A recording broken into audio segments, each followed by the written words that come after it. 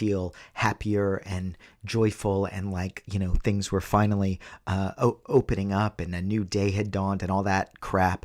And instead, maybe you're feeling anxious and insecure and irritable and all the crap your partner's been doing for 6 months that you thought was charming. Suddenly you can't stand it. What's going on there?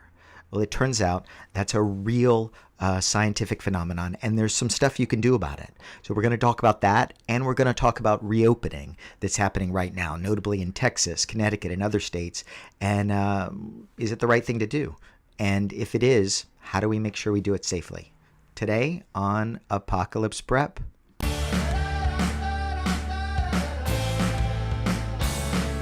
My name's Mitch. This is Apocalypse Prep, the show that gets your people and your community ready for anything. All right. So we're in this place where you've heard vaccinations are coming. Maybe you've already gotten one. Maybe it's happened for your family, for your parents, something like that. You see yourself getting closer in line. The weather is getting warmer. And it starts to feel like we can see the end of this thing. Now, I want to caution from a public health perspective, I don't know that we're there yet. We've got variants going around. We're kind of in a race between vaccination and these other more contagious, sometimes more severe variants. But there's this feeling, right? This feeling of newness. There's a lot of vaccine capacity. New mass sites are opening up. People are talking about reopening. And we expect to feel happy about it, right? We expect to feel that something new is happening and maybe our lives will get back to normal. And instead of feeling happy, that thought is sending a lot of people I know, I've had this conversation like a dozen times in the past few days, into this anxiety spiral. There's this insecurity. Can I get my life back together? How am I going to make it through these next things? A lot of things that haven't been bothering people for a while suddenly are, like my partner never puts the dishes away or the laundry isn't folded right. And we've been doing this for 9 months and I didn't think it bothered me. And now all of a sudden, all of this stuff is like banging on my brain all the time. And I'm anxious and I'm insecure and I'm tired of my kids and I want to get out of this place and I can't. And all of it for some reason is worse and not better because we might see the end in sight. So this is a real thing. In disasters and other phenomenon. It's called the third quarter syndrome. Hat tip to my friend Kelly McKinney for reminding me of it when I saw an article he put on LinkedIn. It's this idea that when you're about 75% of the way through something that's an ordeal, something severe, at that point, your brain starts shorting out and you can't handle it anymore. So let's talk about why, and let's talk about what we can do about it. So back in 1976, there was this researcher, and his name was Robert Bechtel, and he published a set of studies on people in cold places. And there's a lot of data that came out of that study that was published, but there was something that he didn't write up, something that bothered him, but that he couldn't prove. And he thought about it for 10 years, wondering what he was going to do with this piece of information. And the information was that it wasn't in the height of winter, when it was coldest, that the worst things seemed to happen. It was in February, right when it seemed like the group was most of the way through the winter, whether this was in Antarctica or at the McMurdo Station in Alaska in the Arctic. Suddenly in February, domestic violence calls would spike up. People stopped showing up to work. Illness rates started going up. People became antisocial. There was this February syndrome, and he couldn't figure it out. But there wasn't enough data to prove it. And over those 10 years, 1976 into the mid-'80s, this phenomenon started showing up in other places too.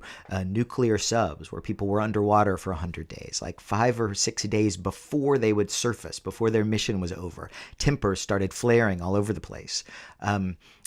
Mars society things, these things where people build a bubble and they all live in it to pretend they're on another planet. Those things would go great, like the first 5 months. And then that last month, it would be this pot boiler of stress and anxiety. So finally, in 1991, Robert Bechtel and Amy Burning wrote a paper in this book From Antarctica to Outer Space, talking about all of these severe scenarios that people were living in. And they proposed this thing called the third quarter syndrome. And they proposed a reason, which was, you've been going through this, you've been using all your emotional resources to get through this severe scenario. And suddenly you look up and you realize, this might end. And when it ends, it's not like I'm going to have a vacation, right? When it ends, I have to transition back into some version of normal life. And what your body does is it kind of takes some coping resources and it kind of puts them away in like an emotional closet or something. It's like, when that happens, you're going to need resources to deal with that transition. And it takes away those coping resources from you now, kind of puts them in a bank for later so you can handle that transition. And suddenly that energy you had to cope with, the kind of dreaded now of the waking up and living life in your kind of lockdown situation, not seeing people, that all goes away. And when you lose that coping syndrome, it spikes the anxiety and it spikes this insecurity. It spikes this worry about the transition. It spikes annoyance at kids and people in your family and friend circles. And it's this incredibly kind of a painful thing. And the author said, you know what? We don't really know how to get through it. And since then, there's been some work on that. On what it takes. And the thing is, part of the issue is that you are actually losing solidarity. For a long time, despite all the tensions in the country, at least a lot of folks, the majority of folks, have been feeling this kind of solidarity as we've gone through this thing together. But now, as the country's coming out of it in different waves, that solidarity starts to kind of break open. And so the question is, how do we sustain it? Now, something people might not know is we think about our country as kind of the height of democracy and freedom here in the United States. But there's this global organization called Civicus that monitors this stuff. And they do kind of real-time reporting. And from their point of view, we're not actually an open and free democratic society right now. We are a restricted, obstructed society where our civic society isn't working. Now, it's probably no surprise if you're watching this that our civic society isn't working that well, given the stuff that's gone down recently. But the point is that in obstructed societies, you see a lot less solidarity. We don't stand together. It's more fragile and breakable. And so we've done much worse than other countries have at this feeling of being cohesive together. And that means that our third quarter syndrome is going to be that much worse because we don't have that solidarity to hang on. Like we don't have that community sense the same way other countries have because of all the divisions that we've got. So the question is, what do you do? How do you get from the third quarter to the fourth quarter when you're feeling this anxiety? Well, there were these researchers who went through the Virginia Tech massacre, a terrible school shooting that happened a number of years ago. And James Hawden and John Ryan studied solidarity after that event. For more than a year, they tracked it. And they looked both at how you create this cohesion in a community, things like, public funerals and convocations and mourning events, that kind of stuff. And then they looked at how you sustained it. And they found three findings that I think are really important. Number one, you sustain it through continued public rituals, getting everybody together to associate togetherness with the meaning of something that happened. Two, you sustain solidarity through just connecting with the wider community, just regular life, going to restaurants, going to church, going to clubs, those sorts of things that are really difficult for us during the pandemic. And the third thing they found was that for people that were grieving, going to therapy was actually inversely correlated to solidarity, which means that if you dove into therapy for your personal grief, you tended to have a more fragile relationship with your community, right? So, and that's because this feeling of the third quarter syndrome is about connection and the fragility of it, being connected to these particular people and networks in lockdown, knowing those connections might sever or break, your relationships with your pods might change or go away as we move into a normality that we don't really know what it looks like, if it's going to come, if it's going to be normal at all. These anxieties are about connection. So we have to look at how we can heal them as a community, not necessarily as individuals. All right, so that's my sermon for you. What's my advice? I'm going to put my emergency manager hat on, and I'm going to tell you a couple of things. One, it's been about a year we've been doing this in this country, about a year. And we should memorialize that with your pods, with your family and friends. Have a vigil, have a candlelight ceremony, do some Sunday school, have a dinner where you share some food and tell stories. Have a ritual that commemorates the grief we've all gone through this year and all the tragic stuff that we've lost. It's going to help you feel that you're moving from the third quarter into the fourth quarter, or at least that you're preparing for what happens next. Second, connect with folks beyond your friends and family. Get out of that bubble that you've been in. Now, in some places, it may be safe to go to a restaurant, safe to meet, a friend at a bar while eating food and masked. And in other places, maybe you connect on Zoom. Maybe you need to go to Zoom church. Maybe you go to clubs. I stopped a lot of that stuff personally because I couldn't stand doing it on Zoom, but we need those connections. I'm trying to start to reach out to people again beyond my bubble, because those connections help to give us a bridge back to the solidarity we need to get through this.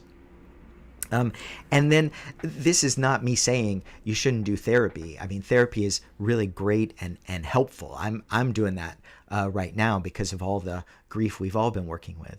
But just know that therapy is something that is there as an individual, and it doesn't help this issue because this issue is about connection between people. So you want to make sure that it's not just therapy. You're working on connection too, because third quarter syndrome boosts stress and anxiety because of these fragile connections we built that might break and be reformed in different ways. And we've got to solve that as a group. You can't solve that as a person alone. So third quarter syndrome.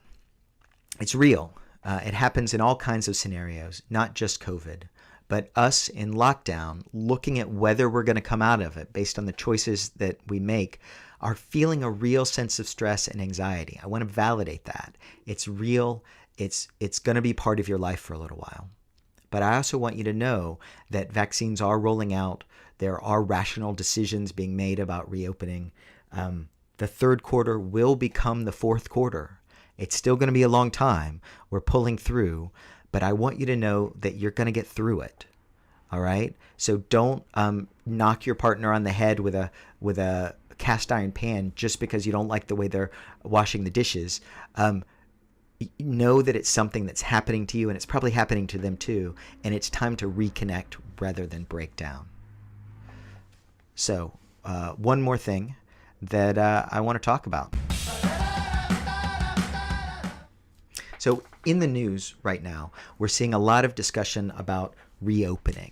And it's getting conflated, right? People are distilling it down into sound bites. But I want to make a couple of points about what is helpful and what isn't, based on where we are right now. And in particular, let's talk about Texas and Connecticut, because there's all of this news interest. It's March 10th right now. Over the last couple of weeks, Texas, along with Mississippi, announced 100% reopening, no more mask mandates. And then a bunch of the media jumped on them for doing that. And then a few days later, Connecticut announced a reopening. And then a bunch of the right-wing media said, haha, look at your little blue state doing it too. So let's look at the details, and let's talk about how we do something like reopening in a rational, public health centered way. So Texas, when they reopened 100%. No more mask mandates, no more capacity restrictions whatsoever.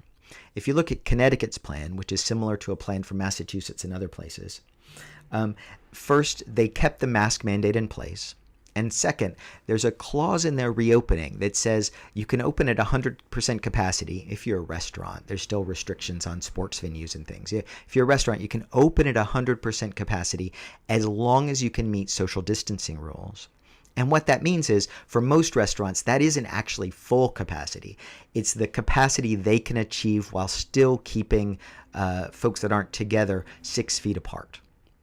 Right? So in the news, it's kind of like 100% capacity in Texas and Connecticut, but the way that capacity is measured is really different, and that's important. And the reason that's important is because way back at the beginning of this thing, we talked about social distancing, as a voluntary snowstorm, everybody taking responsibility for everybody else, and wearing face coverings after an initial waffling, like let's all admit there was waffling there, wearing face coverings not to protect yourself, not to wear some kind of sophisticated N95 that will keep all the virus from reaching you, but wearing them to protect each other. That's why masking can't be a personal decision that everybody makes, because it's not a decision for your own health. It's a decision you're making for other people's health. That's why we've got to choose to all do it as a community.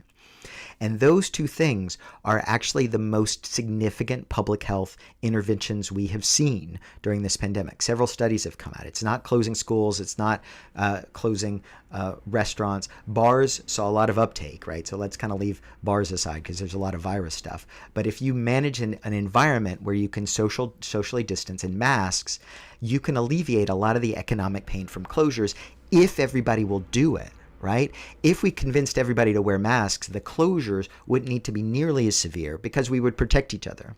So in part, it's the resistance to mask mandates that, in my opinion, have caused some of the economic harm we've had to survive from closures. So that's a lot of stuff to say this point, which is here's where we are. We're not out of the woods. We have a baseline right now of 60,000 to 70,000 new infections a day. In New York City, it's still 4,000 new cases a day. That is substantial. And we've got a vaccine rollout that's still barely getting started. And we've got a number of new variants that are coming in that are more contagious and more severe than the ones we've seen before. On the other hand, we've learned a lot. We've learned what works and what doesn't. We've learned that schools are by and large safe if they're given adequate resources for care and teachers are considered essential workers. And we've learned that closures aren't as effective as masks and social distancing. So what I want to say to you is, even if you're vaccinated, per the CDC recommendations, if you're going into a public space, keep wearing a face covering. Keep doing it to protect other folks, even as things open, because this isn't a light switch. It was never a light switch. It was always meant to be a dimmer that we turn off and turn on.